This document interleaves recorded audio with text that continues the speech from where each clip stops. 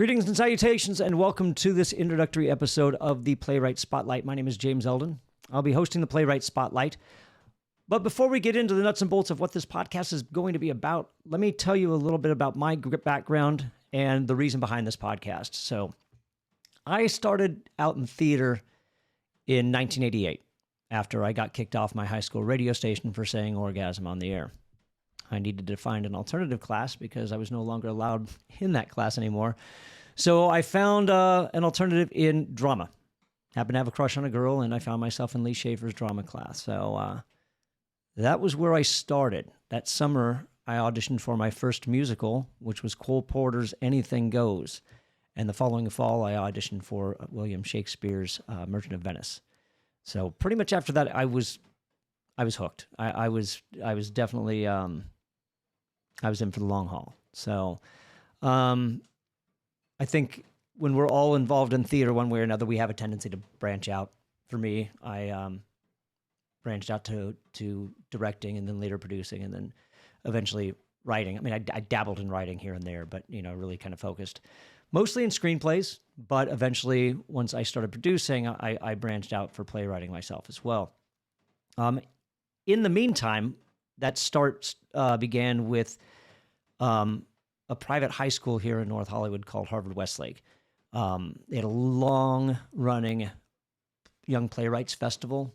It was all student-written one-act, so I began as a guest director with them, and that also included being a part of their reading committee. It was a very wonderful learning experience that prepared me for my own producing and festivals of my own under my production company, Punk Monkey Productions. The first one started in 2012, and that was Play Noir. Play Noir is an evening of film noir-styled one-act plays. It's a very niche genre. If you're not familiar with noir, highly recommend it. It's a lot of fun. Go back into the history of it, back to the vintage crime novels of Raymond Chandler and Dashiell Hammett and James M. Cain. A lot of fun there. A little murder mystery, private detectives, femme fatales, and all that goodness. So we were doing film noir-styled one-act plays starting in 2012, and we continued for 7 years. We're not currently running right now just because of the state of COVID and everything. Eventually, we'll get back to it. But we did 7 seasons, and Play Noir had submissions from playwrights from all around the world. We had submissions from Brazil, Israel, Ireland, Great Britain, New Zealand, Australia. We hit 5 of the 7 continents. The only 2 we haven't hit are Africa and Asia, believe it or not. We did have a play that was co-written by somebody who was stationed in Antarctica. So we knocked that bad boy off the list. The other festival that I started was the Los Angeles Collegiate Playwright Festival. And the point of the Los Angeles Collegiate Playwright Festival was to bring the work of college playwrights to the LA stage alongside working industry professionals active in the Hollywood community. We did a couple seasons of that, and then COVID hit, and so we've been on pause for that. But between those 2 things, and then in addition, being a respondent for the Linnea Festival up in Sacramento. Linnea has been running for over 60 years, and it's a performance-based festival that's also branched out to one-acts, and that can be student-written one-acts or professionally written one-acts. And I was the respondent for student-written.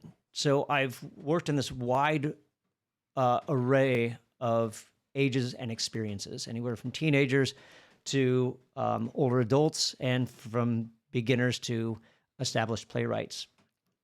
And it's been a lot of fun. That said, with all the plays that I've gotten, I mean, for Play Noir alone, we were getting like 250 plays a year submitted, and I'd have to go through and I'd read every single one of those. And I'm a stickler. Even if it's bad, I will finish reading to the very end. It's just, I think that I get a lot of flack for it, but I think there has to be some integrity in this business. And I think if somebody's willing to send you their work, you have to read it. You have to read it all the way through, no matter how bad it is. Maybe it gets better. I don't know what the answer to that is, but I think if somebody takes the time to write something and wants to participate in your festival, then I think that you kind of owe them that courtesy. But that's an argument we can have later on in a different podcast. So that being said, I've read a lot, and I've learned a lot of things. But getting all of these plays, I've noticed some common errors as well, and that's lack of some of the fundamentals that should be in playwriting.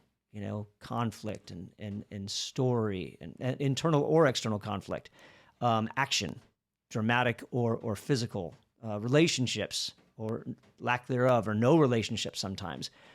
I went to a play a couple weeks ago to support a friend, and I didn't realize it was an original work. And there was a lot lacking. I didn't know what these characters wanted. I didn't know what they wanted in themselves, nor what they wanted from each other. And it was a little disappointing. But again, it's a common error.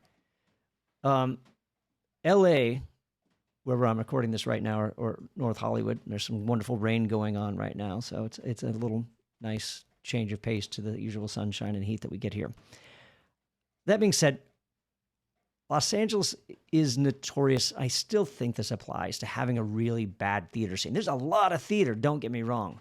But when I first moved here in 2000, you couldn't get people to come see your plays. And I kind of got I kind of understood why. I kind of got the gist.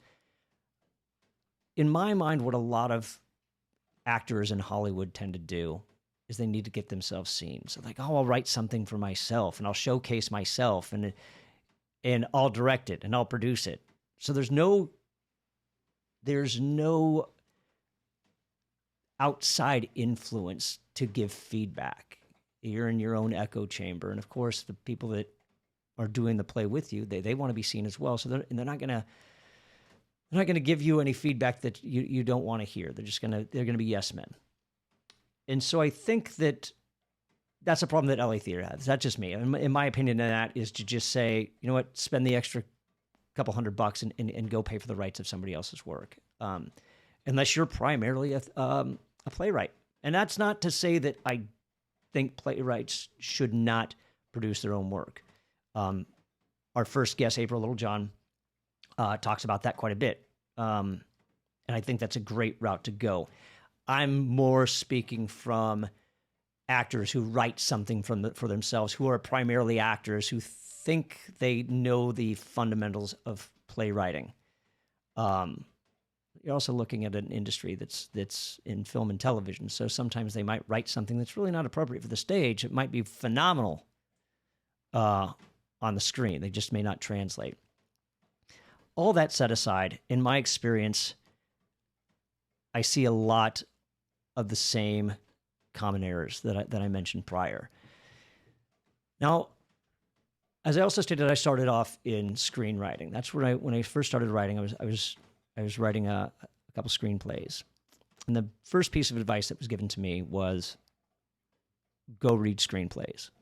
So I did. I was going, to Barnes & Noble or Bookstore or Borders and scooping up, 2, 3, 4 screenplays, maybe every once a month or so, and I'd read them. That was good. It's a good story. Because that's what I was doing. I was reading the story because I don't know what I'm looking for. So I think while that's a nice piece of advice, and I think this applies to plays as well. Like people say, oh, if you want to be a playwright, go read plays. And that's good if you know what you're looking for.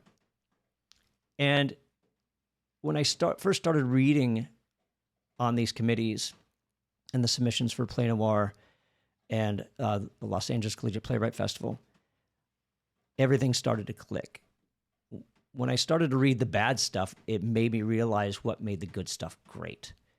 And I think that that's a great piece of advice as well, because we can go out and we can read whatever book on playwriting or whatever book on screenwriting. And I don't want to conflate the two. They're two separate mediums, and I want to stick to playwriting with this one. But there are some correlations you can make. So you can go out and you can buy books on playwriting. And it might teach you some of the fundamentals, some of the elements that are important. But I don't know if they're really great on applying them. And that's where the Playwright Spotlight comes into play. I wanted to do an interview style podcast where we talk to individual playwrights about their process their process in writing, how they start a project, what inspires them to start a project, when they know if they're finished or not. I mean, I that's one of the other things. I mean, I get plays that just because you finished doesn't mean the play is finished. You got to go back through. You got to do these rewrites. I don't know what there's a percentage they say 95%. 95% of writing is rewriting. And all the also say the other 95% of 95% of writing is showing up. Well, that's 190% right there. So we can debate about what percentage each thing is, but I think those are two very important things. One is writing, and the second one is rewriting. You got to show up no matter what. I mean, Stephen Pressfield's great in this regard. If you've never read the War of Art by Stephen Pressfield and any of his follow-up books, they're good inspiration on fighting resistance. Because sometimes as writers, we'll do chores. We will avoid writing to no end. We will do chores. We will do actual housework rather than sit down and write for whatever reason. So, point being, I want to do these interviews with playwrights to talk about their process and how they approach the craft and what tools they use to inspire them to work through, we'll call it writer's block. That's an old term. I think it's evolved into different forms, but it doesn't matter. We all get stuck. How do they overcome that? How do they tackle rewrites? How do they tackle rejection? I mean, with my experience, like I try to respond, and this isn't, to toot my own horn or anything like that. I've always tried, when it comes to sending rejection letters, to write each person individually. It might be almost the exact same thing, but it's not a form letter. I try to let them down easy and be respectful. I mean, I work in an industry in Hollywood. You go to an audition, if you don't hear anything, you didn't get it. There is no, hey, thanks for coming in, but we're going in a different direction. And I try to add a little bit of respect to that.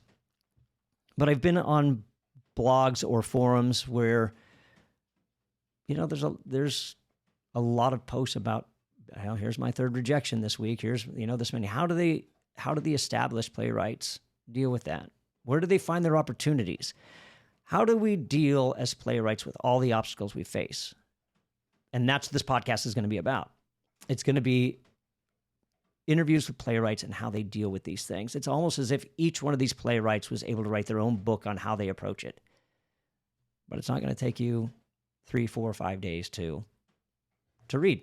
It's going to take you maybe an hour to listen to, maybe an hour and a half. We'll see. So if there are things that you'd like to know more about, then if you're watching this on YouTube, leave a comment in the comment section down below about some of the things that you'd like to have addressed. I mean, like one of those things is like, I think going back and thinking about it, I think the playwright is probably the most important person when it comes to theater. We can argue about that. I'm sure there's some tech people out there that I know that would argue that, the lighting guy is probably the most important. If you don't have lights, you're not going to be able to be seen. And of course you need an actor to perform those words. But again, that's a podcast for another time. Maybe we can live stream that or something sometime down the road. So anyways, going back, if there are certain things you would like to discuss and have discussed on Playwright Spotlight, then please leave a comment below. If this is something that you're going to find interesting, then click that bell and hit the buttons so you get notification. Hit subscribe so you are aware of when each episode is going to drop. I'm going to try and do an interview every other week. We've already interviewed April Littlejohn from Fuzzy Bottom Theater. That's here in LA, and her production's LA Horror Stories. She's got something coming up this December. We also have David Matthew Barnes. He's going to be our first remote guest, so we're going to be recording that soon. So make sure you like and subscribe.